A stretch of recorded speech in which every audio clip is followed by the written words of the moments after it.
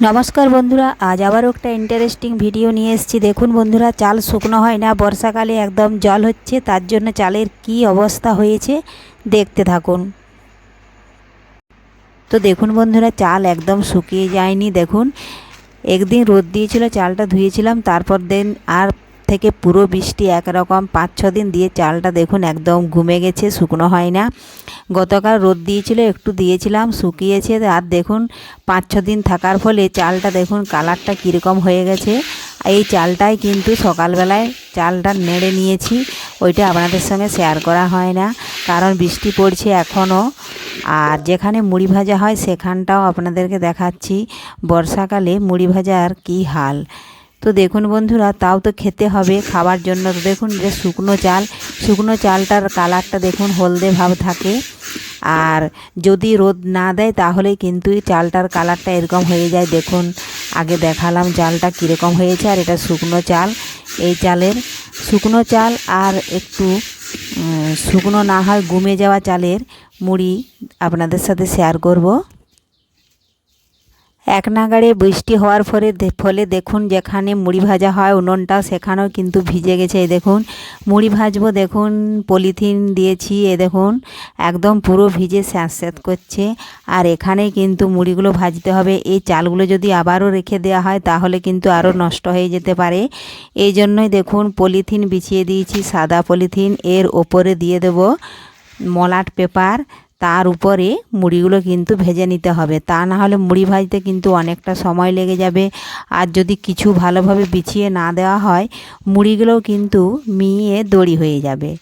এই জন্যই দেখুন পেপার দিচ্ছি, আগে পলিথিন দিয়ে দিয়েছি, এখন পেপারটা দিয়ে দেব, তাহলে মুড়িগুলো আর নষ্ট হবে না। আর বর্ষাকালে বাড়ির ভাজা মুড়ি প্রথম থেকে যাদের খাওয়া অভ্যাস হয়ে গেছে, তারা কিন্তু অন্য কোথাও মুড়ি খেলেও তাদের আর পোষাবে না। এইভাবেই কিন্তু মুড়িটা ভাজতে। দেখুন চালটা লেড়ে নামিয়েছি, আর এদিকে বালি কিন্তু গরম হয়ে গেছে। আমি কিছুটা চাল দিয়ে দিলাম, এই দেখুন। এখন কুচি দিয়ে নাড়াচাড়া করে দেখুন মুড়িগুলো কিন্তু চালের কালারটা চেঞ্জ হয়ে গেছে, কিন্তু মুড়িগুলো কিন্তু সাদা হচ্ছে।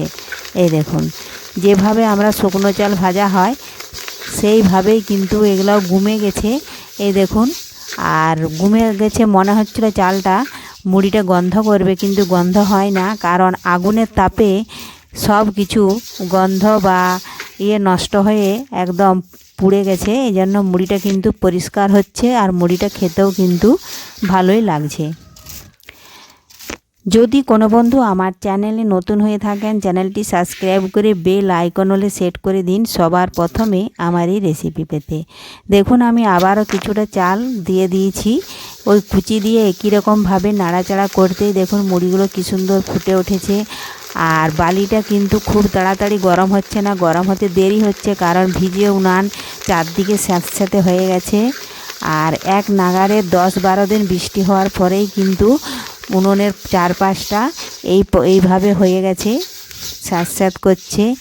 যদি পুরোপুরি 3 থেকে 4 দিন রোদ দিয়ে দেয় তাহলে কিন্তু আবার আগের মতন শুকনো হয়ে যায়। প্রত্যেক বছরই বর্ষাকালে এখানটা এইভাবেই কিন্তু সেতে যায়। এই দেখুন বন্ধুরা, সমস্ত মুড়িগুলো বের করে নিয়েছি। এই পদ্ধতিতে আমি সমস্ত মুড়িগুলো একটু তাড়াহুড়ো ছেঁকে নিতে হবে, না হয় বেশিক্ষণ কিন্তু নিচে রাখা যাবে না, আর চালিয়ে কুড়িয়ে নিতে হবে টিনের মধ্যে, তা না হলে কিন্তু মুড়িটা মিয়ে যাবে। দেখুন একটা আমি চালুন বিছিয়ে দিয়েছি, তার নিচে কিন্তু একটা চট বিছিয়ে দিয়েছি। এখন মুড়িগুলো কুড়িয়ে ঢেলে নিচ্ছি, ঢেলে আর ভালোভাবে চেলে ডিব্বাতে কুড়িয়ে নেব। আর আগে থেকে চাল কিন্তু শুকনো করে রেখে দিলেও কিন্তু ঠান্ডায় কিন্তু একদম নরম হয়ে যায়, তাও কিন্তু রোদ দিলে তাতিয়ে নিতে হয়, তা না হলে অনেকক্ষণ চালটা নাড়তে হয়, না হলে মুড়ি হতে যায় না। এই বর্ষাকালে মুড়ি ভাজাটা একটু কষ্টই, তা না হলে কোনো কষ্ট নেই। এ দেখুন বন্ধুরা, ঢেলে নিয়েছি চালুনের মধ্যে, এখন একটু নাড়াচাড়া করে চালিয়ে নেব, তাহলে কুচি বালি সব নিচে পড়ে যাবে। আর মুড়িগুলো দেখুন আমি টিনের মধ্যে কুড়িয়ে রেখে দেব। তো আজকের এই ভিডিও আপনাদের ভালো লেগে থাকলে লাইক, শেয়ার, কমেন্ট করতে অবশ্যই ভুলবেন না বন্ধুরা। ধন্যবাদ, ফিরে আসবো আবারও কোনো নতুন রেসিপি নিয়ে। আর বন্ধুরা এইভাবে যদি পরপর এক নাগাড়ে বৃষ্টি হতে থাকে মুড়ি ভাজা কিন্তু কিছুদিন বন্ধ থাকবে, কারণ চাল শুকনো হবে না।